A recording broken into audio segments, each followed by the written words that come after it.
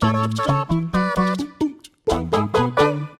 comics industry is a unique beast, and one that brings with it its fair share of diabolical factoids. It's at the forefront of pop culture after all, and, as with most mediums, that doesn't just happen overnight. In fact, comics, as in American-made funny books, have been going since the beginning of the 20th century, springing to life during World War II before overcoming all sorts of challenges in the decades ahead. They've always been around, and they've always been influential, although not to the degree they are today. Thanks to the ascendancy of the superhero genre on the silver screen, comic books are the most valuable currency in the entertainment biz, and whether it's the sheer absurdity of the medium's Silver Age days or the injustices that have happened along the way, there's been a fair share of stories that have managed to shock readers twice as much as anything adapted to cinema. There are the old usual tales of how Marvel nearly lost it all in the midst of the 90s speculator boom, as well as the publisher's tussles with rivals DC, but there are also slightly more obscure and indeed shocking stories that have emerged over the years too. From mistreated creators to bizarre cases of corporate espionage, I'm Ewan from What Culture Comics, and here are 8 little-known comics facts that shocked fans. Number 8. Thanos' creator received more royalties for Batman v Superman than Avengers. When Disney find themselves making billions thanks to the magnificent box office draw of the Marvel Cinematic Universe, you'd probably think that the figures who created the characters and storylines that inspired those films would find themselves appropriately compensated. Sadly, that hasn't always proven to be the case. In a sad indictment of how comic book creators tend to get the short end of the stick in more ways than one, it's often the case that these writers and artists don't find out that their work is making it to the big screen until the general public do.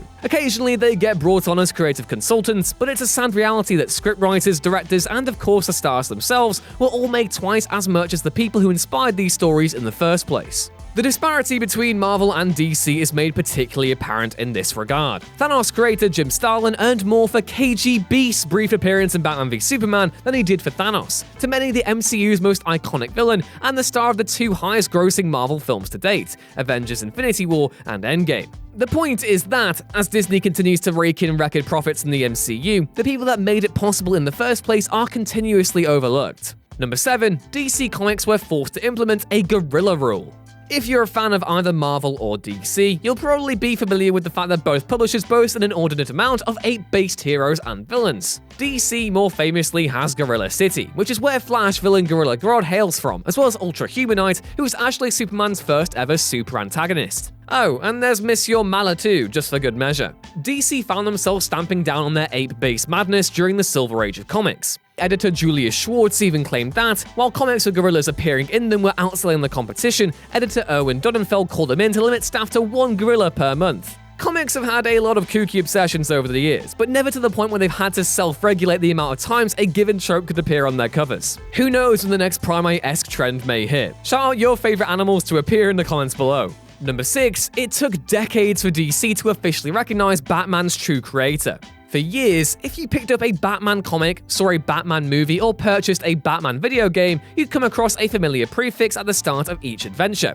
Batman, created by Bob Kane. That's since changed, but for the Dark Knight's first 75 years as DC's most popular character, the story behind his creation went untold. So, Bob Kane. Kane was a writer/artist who came up with the name Batman, but his initial concept was clunky and pretty much unrecognizable from the definitive Batman we know today. Kane's initial sketches showed a blonde-haired man in a red suit with mechanical bat wings and a domino mask, far from the iconic grey and black that would endear the detective to the masses as the years went by. Enter Bill Finger, a supremely talented writer who masterminded most of Batman's backstory and iconography, including the name Bruce Wayne, the costume itself, Gotham City, and a truckload of the character's supporting cast, including arch-enemy the Joker, who was co-created alongside Jerry Robinson. Gradually, Kane worked to discount Finger's contributions to Batman. He claimed he was the sole creator for decades, only acknowledging his one-time collaborator after he passed away in 1974. Following renewed pressure from Finger's estate, he is now rightly credited across all DC media, just as it should have always been.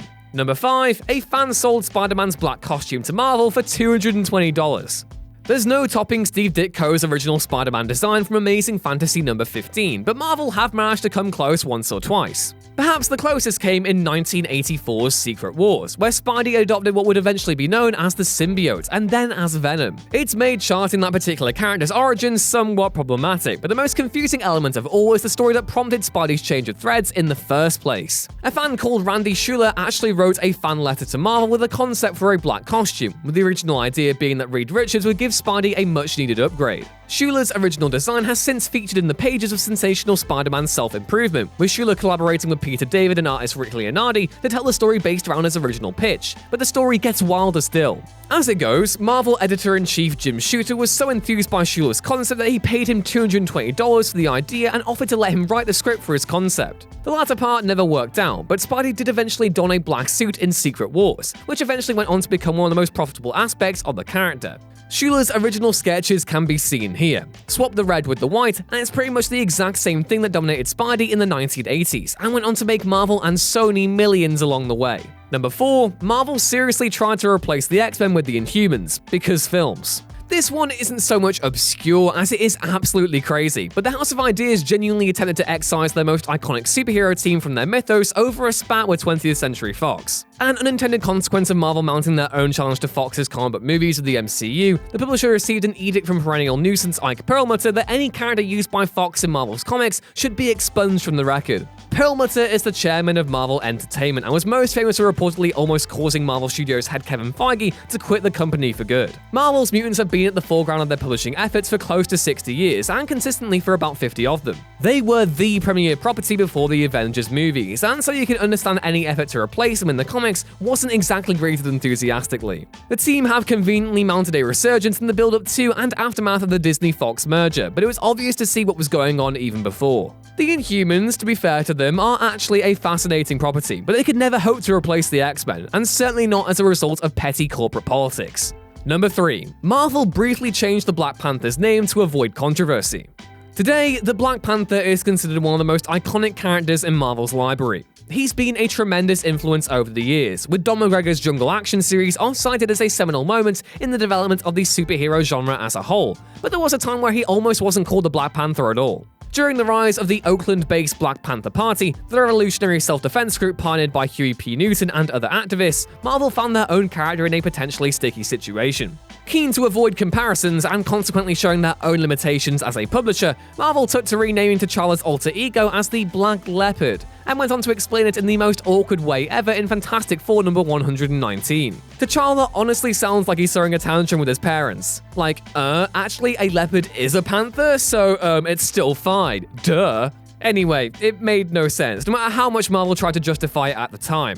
The change understandably didn't stick around for long, but it still remains as one of the more bizarre moments in the history of modern Marvel. At least McGregor righted the ship when he had T'Challa confront the KKK in Jungle Action a few years later. Number 2, DC and Marvel used to literally spy on each other. There's nothing wrong with a bit of friendly competition. For Marvel and DC, this can mean anything from encouraging the other to do better by innovating in a certain direction, luring talent to a different home, or in a particularly weird case, spying on each other for ideas. As was recounted in 8 times the Marvel vs. DC rivalry turned ugly, rumors persisted for a long time that the House of Ideas and the distinguished competition were trading blows via surreptitious means. And it was only when Reed Tucker took a deep dive that those rumors became more clear. In a conversation with Newsweek, Tucker detailed the intricacies of one spying operation headed up by DC, designed to flush out a supposed mole in their offices. Quote, the head of DC launched an honest-to-God counter-espionage operation, codenamed Blockbuster, in which he created a fake memo about the company's plans to publish gigantic 500-page comics.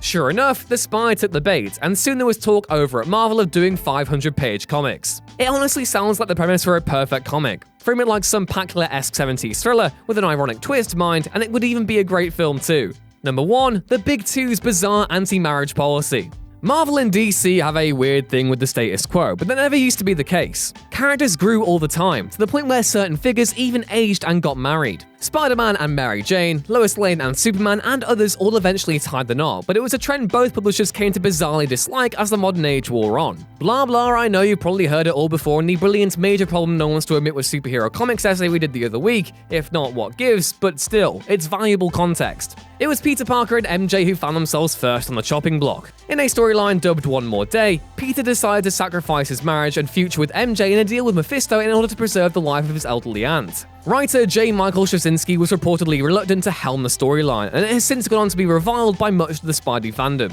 DC, meanwhile, found themselves embarking on a similar course of action with the New 52. Several marriages found themselves retconned from existence as a direct consequence of the 2011 reboot, including Supes and Lois's, Mr. Miracle and Big Barda's, and Barry Allen and Iris West's. Then, midway through the reboot, DC caused a major controversy when they refused to allow creative duo W. Hayden Blackman and J. H. Williams III to marry protagonist Kate Kane with love interest Maggie Sawyer. The reason why? Superheroes have too much baggage to be married apparently, but also apparently just the right amount of baggage to all be eligible bachelors. What gives? It makes no sense, and both publishers have slowly begun to backtrack on this approach. Either way, it was still an incredibly weird policy to hold on to, and one they even more weirdly felt was justified enough to defend on the record.